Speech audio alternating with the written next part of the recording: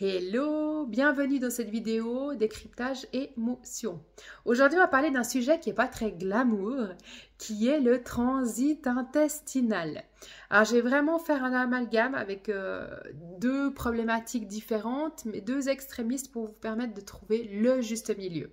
Je vais vous parler de constipation et remontée acide, parce que généralement, ça va ensemble, et puis de colique et diarrhée. Alors, cette problématique, que ce soit dans l'une ou dans l'autre, c'est qu'en fait, soit on veut retenir trop de choses, soit on laisse trop aller. Voilà, physiologiquement, c'est ce qui se passe dans le corps. Quand on est dans la constipation puis dans la remontée acide, c'est qu'en fait, on retient les informations à l'intérieur de nous. On retient la nourriture, on retient les aliments, les nutriments, tout ceci à l'intérieur de nous. Puis notre corps, il est au ralenti et il n'arrive pas à évacuer ce qu'il a besoin d'évacuer. Tout simplement. On a besoin de stocker des choses à l'intérieur de nous parce qu'on est peut-être en train de vivre une situation qui n'est pas très réconfortante pour nous. On stocke, comme ça on peut aller puiser à gauche, à droite pour pouvoir se sortir de cette situation qui est un petit peu compliquée pour nous. Donc on va vivre une rétention par des acides ou par une constipation.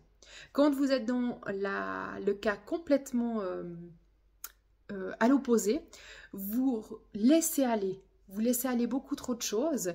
Ça veut dire que vous êtes en train peut-être de vivre beaucoup trop d'informations, beaucoup trop de changements. Ça va trop vite, vous n'avez pas le temps de comprendre, d'intégrer, de solutionner. Il y a trop, donc vous êtes dans une colique ou une diarrhée. Les choses, elles passent en haut, en bas, on n'a rien le temps de voir venir. Pouf, c'est bon, on se laisse aller tout simplement. Et qu'est-ce qui se passe concrètement? C'est qu'on est en perte de repères, qu'on rejette tout ce qui se passe à l'intérieur de nous, du coup à l'extérieur de nous et à l'intérieur de nous, et on rejette tous les nutriments qu'on peut absorber. Comment est-ce qu'on fait pour trouver cet équilibre, pour rééquilibrer le corps? Parce que le corps, si vous lui donnez de la place, puis si vous l'écoutez, il sait se rééquilibrer par lui-même. Donc la première chose, c'est déjà de déculpabiliser. Que vous êtes dans une situation où vous retenez ou bien où vous laissez aller, c'est ok.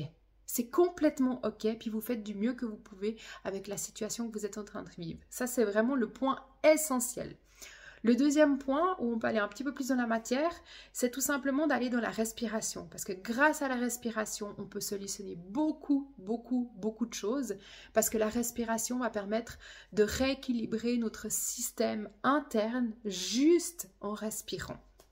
Donc, vous prenez vos deux mains, vous les posez sur votre bas du ventre, hein, il est plus bas, mais parce qu'on ne le voit pas, je mets ici, et tout simplement, vous respirez, mais vous accentuez cette respiration pour faire gonfler votre ventre et le contracter.